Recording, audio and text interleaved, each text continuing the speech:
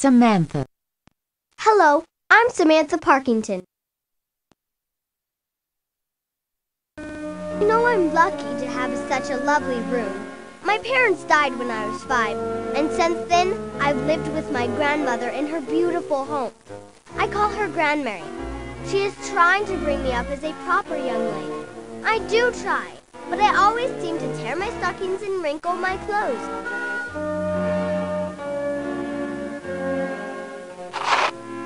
On chilly nights, a screen was pulled around the bed to keep out drafts.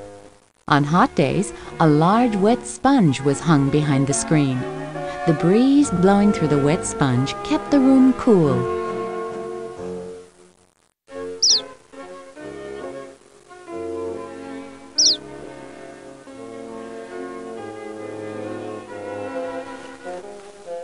People during this time decorated their homes with plants to show their love of nature.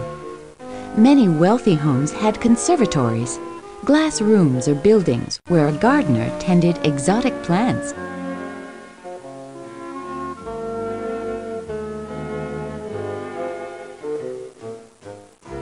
These are photos of my family.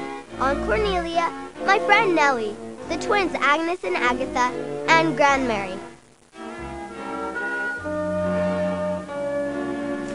That little sachet bag is filled with pine needles from Piney Point, Grandmary's summer home. I love it there. The forest, mountains, and lake are the most magical places in the world. My mother painted such lovely pictures of us. Through them, I see how much my parents loved me.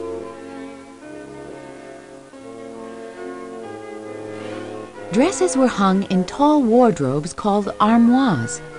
Some houses had closets, but many did not. During this time, houses were taxed according to how many rooms they had, and closets counted as rooms. More closets meant higher taxes.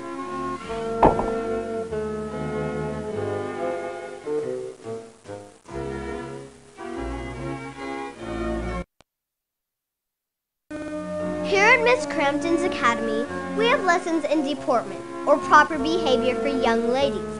But Aunt Cornelia says that what is proper for a woman is changing.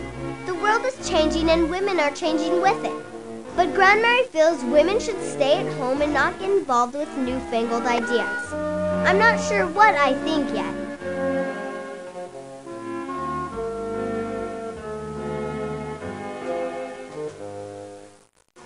Learning to sketch and paint watercolors gave a young lady culture. Drawing was considered a technical skill and was taught only to those training to be architects or engineers, professions only men could enter. We use this color chart to learn to mix and match colors. That's supposed to help us later when we marry and have homes of our own to decorate. Maybe we should just frame the chart and hang it in the parlor. It's got all the colors we'll ever need. I have learned so many things here, and I've made the best of friends. Now, if we could only find a way to stop Miss Crampton from making us do exercises, I think school would be just about perfect.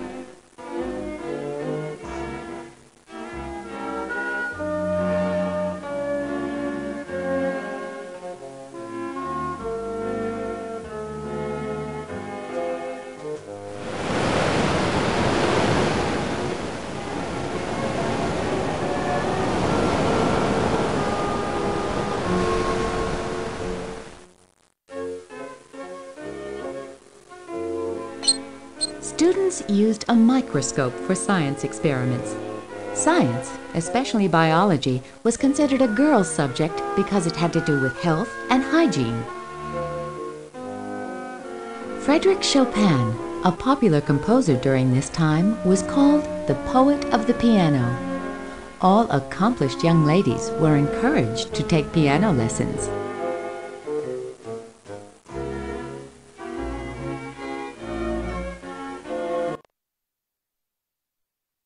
I love going to visit Uncle Gard and Aunt Cornelia. They live in New York City. There's so much to see and do. Like, come here. This is Tyson's ice cream parlor.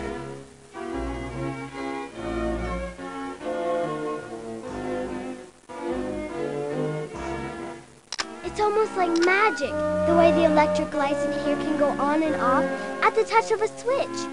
But we have regular gas lights at home. Cash registers were first invented in the 1870s as a way to stop clerks from stealing from their employers. Fancy registers often had the owner's initials carved in the elaborate design.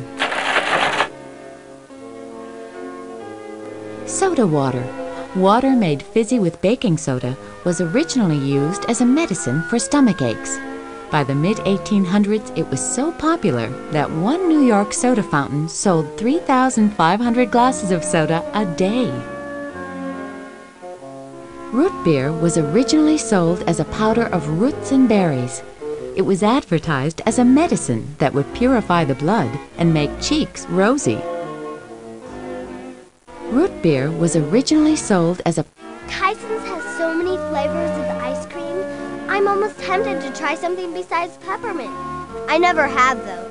Peppermint is my very favorite.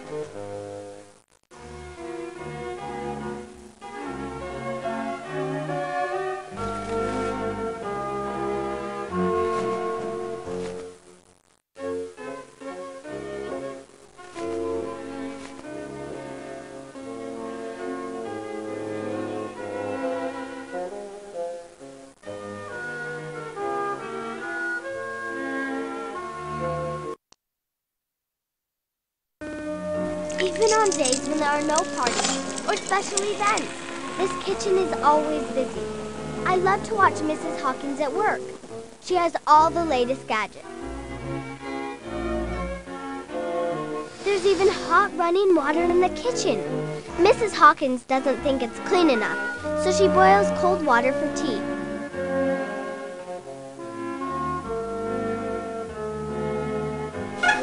A warming oven on the gas range kept side dishes warm during long, elaborate dinners. Some dining room radiators had warming ovens attached for the same purpose.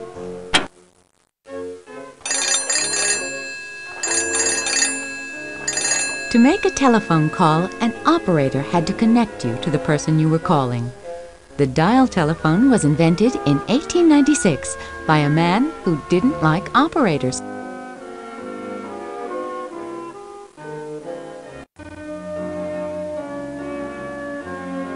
A milkman delivered fresh milk every day.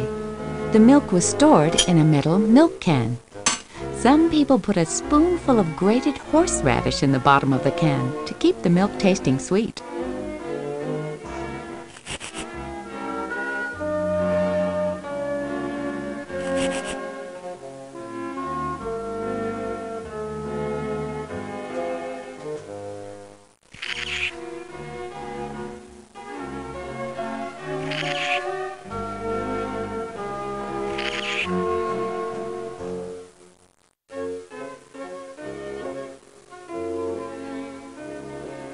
Here's a secret.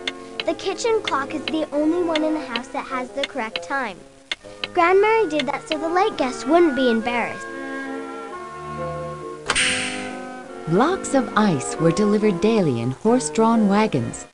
Deliverymen used large tongs to pick up the ice and lift it onto their shoulders. Then they carried the ice into kitchens and put it into ice boxes.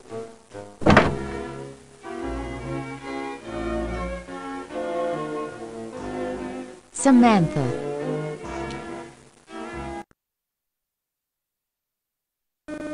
Today is my birthday. I have a superb party planned. All my friends are coming and...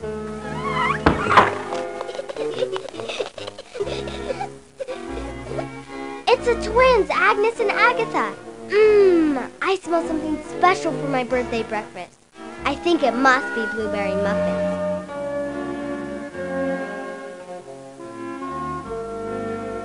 All the girls are bringing their favorite dolls to the party.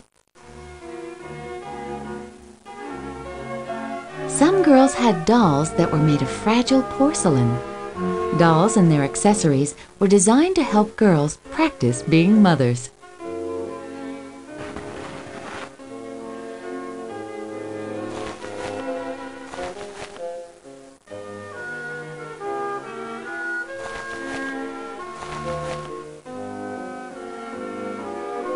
know what the twins convinced me not to do? I'm not wearing long underwear. It's one of Grandmary's rules that I must wear long underwear until the end of June. But the twins are right. It's old-fashioned.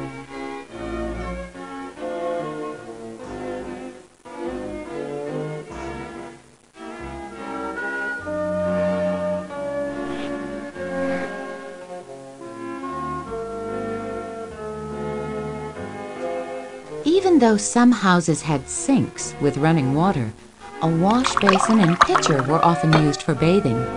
This way, a girl could bathe in the privacy of her own bedroom. Very few houses had electricity at the turn of the century. Instead, people used gas lights. Gas lights were attached to a gas line in the wall. Girls lucky enough to have a light in their bedroom could read at night.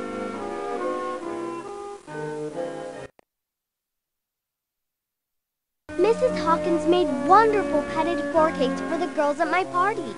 But that horrible Eddie Ryland, he put salt in my birthday ice cream and ruined it.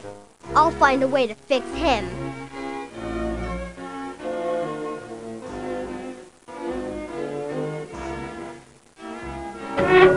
Gas ranges were clean and easy to use. However, some cooks wouldn't use them because they couldn't burn their garbage in a gas stove the way they could in a wood-burning stove. Matches were often kept in a match safe. Match tips didn't have protective coatings as they do today. Someone could accidentally ignite or light a match simply by stepping on it. In 1904, people were lucky to have hot and cold running water. Many people still fetched water from wells and had to heat it on a stove.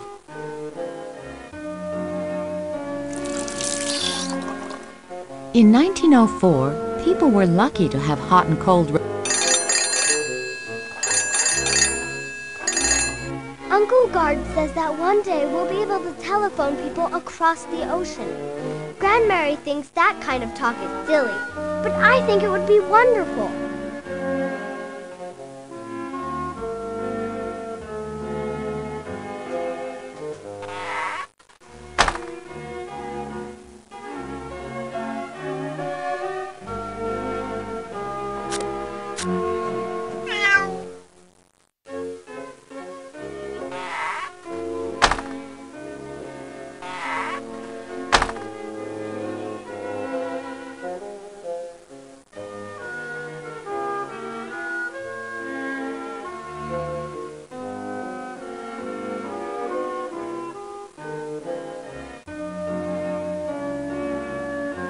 There were no electric freezers in 1904. Cooks had to make frequent trips to the butcher shop to buy fresh meat.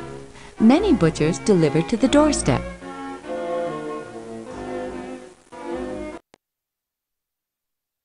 All the girls are excited for me because I'm going to go to New York City. I know I'm supposed to be studying, but all I can think about is how much fun I'll have.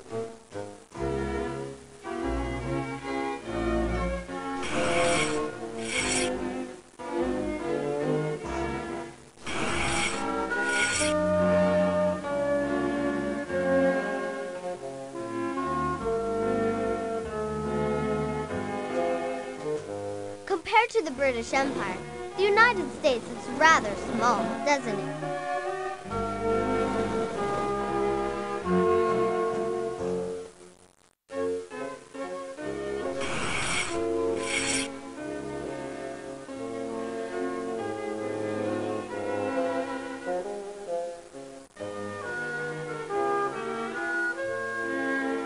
Ostrich eggs were served at fancy lunches and dinners. Ostriches lived in Africa and were considered exotic and fascinating. Women wore huge ostrich plumes or feathers in their hat.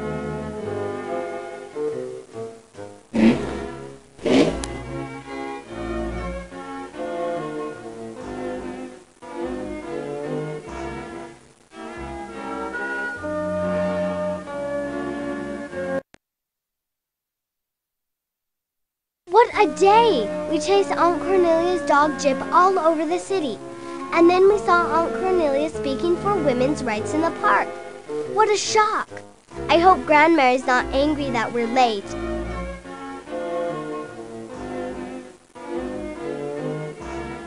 Maybe I'll have a pineapple soda. I've only tried strawberry, ginger, orange, and almond. But Tyson's has almost 35 flavors. In 1882, Thomas Edison opened the world's first electricity generating plant in New York. Many businesses kept their old gaslight fixtures, but added new wiring to them. Marble soda fountains were both beautiful and easy to clean. They also wouldn't rot like wooden fountains, which became wet, smelled bad, and attracted bugs and mice. I don't know what's more fun, watching the seltzer pour out of the dispenser or having it tickle my nose when I drink it.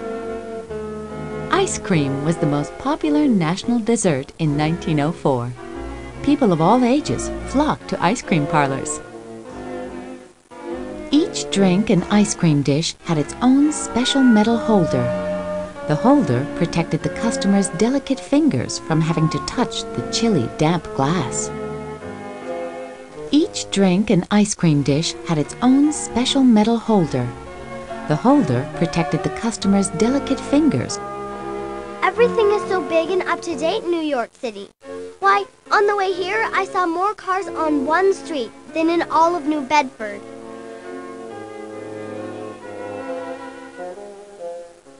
Everything is so big and up-to-date in New York City. Why, on the way here, I saw more cars on one street than in all of New Bedford.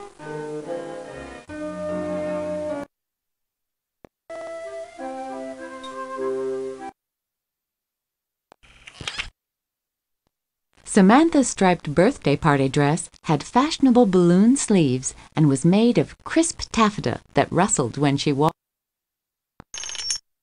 Samantha's midi dress was modeled after a U.S. Navy seaman's uniform. The word midi comes from midshipman, another name for a Navy seaman. The wool of Samantha's cape was imported from Scotland. Its tartan pattern was called Black Watch plaid because it was first worn by a police force or watch in Scotland. Samantha's dress had a pleated front and collar like a Russian soldier's uniform. Russia was at war with Japan, and Russian fashions were in the news. In Samantha's time, skirts always came just below the knee, and waistlines were often dropped at the waist. The dropped waist was called a French waist. Samantha always put on a pinafore over her good dresses before joining her friends to play outside. Samantha's flannel school dress was based on the outfit worn by Buster Brown, a popular cartoon character of the time. The big ruffled collar on Samantha's dress was called a Bertha collar. It was removable. Samantha wore it only for special occasions. Samantha's Christmas dress was a French fashion. It had a full blouson top. Blouson comes from a French word meaning shirt. Underneath her nightie, Samantha might have worn fancy underpants called bloomers, which were like baggy pants. Some women wore special bloomers as sports clothes. Samantha's striped birthday. Samantha wore a lovely rosebud circlet on her birthday. It was a special gift from Grandmary. It had once belonged to Samantha's mother. Samantha's sailor cap was called a tam. Tams were also called pie plates or pie pans after their flat, round shape. Turn-of-the-century Americans were fascinated with anything from Great Britain. Samantha's cozy hat, called a tam-o'-shanter, was a Scottish style named for a character in a poem. A proper young lady always wore a hat when she went calling or visiting. At the turn of the century, girls wore enormous hair bows on the tops or sides of their heads, where the bows were sure to be seen. At the turn of the century, girls wore enormous hair bows on the tops or sides of their heads. Bows were often made out of stiff fabric called taffeta, so they would hold their shape. At the turn of the century, girls wore enormous. A young lady never forgot her hat. Bows were often made out of stiff fabric called taffeta. At the turn of the century, girls wore enormous. Samantha wore a lovely. Every afternoon at tea time, Samantha joined Grandmary in the parlor and practiced her fancy sewing. Samantha shared her gingerbread cookie with Nellie, who didn't get treats very often. Students like Samantha learned spelling, history, geography, and penmanship. They also wrote essays or compositions, which they recited in front of the class. Samantha's music box played her favorite Christmas carol, "Oh Christmas Tree." Samantha's Nutcracker doll was meant to look like Clara in the ballet The Nutcracker. Clara receives a magical nutcracker as a Christmas gift. The Nutcracker comes to life and takes her on a grand adventure. Every birthday guest got a small bouquet of roses called a nosegay. Making pretty flower arrangements was one of many crafts that proper young ladies learned. Samantha gave her birthday party guests white lace fans as party favorites.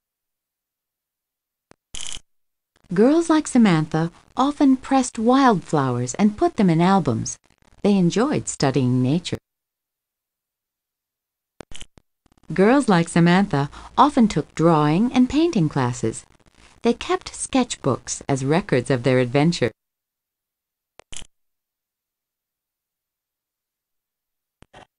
As towns grew larger and dirtier, keeping white stockings clean became difficult.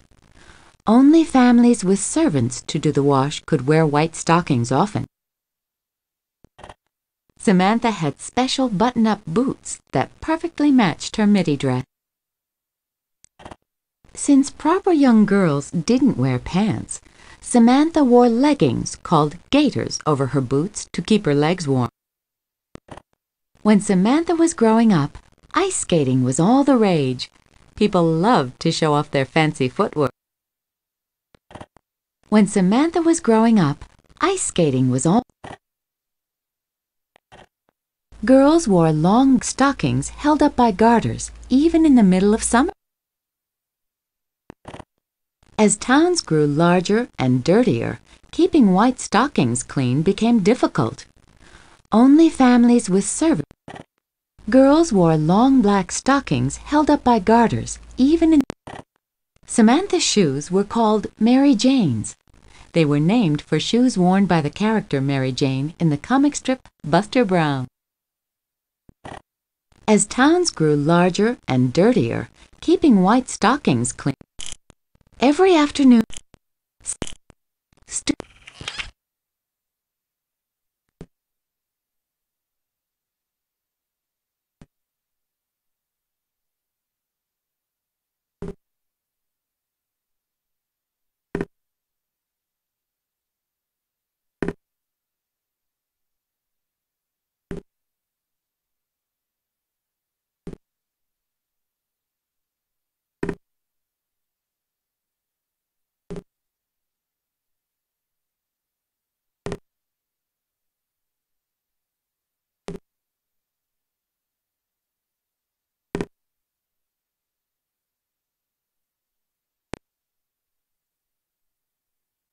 This is the most gorgeous dress in the whole world. I'm sure this magnificent outfit is right in fashion with what they're wearing in New York City. What a lovely dress you've put together for me. I shall wear it at the very next special occasion. Thank you for making this splendid dress for me. I don't believe there's a girl in all of New Bedford who has such a grand costume as this. This creation you have made for me to wear is dazzling. Thank you ever so much. My, these clothes you've made are the best ever.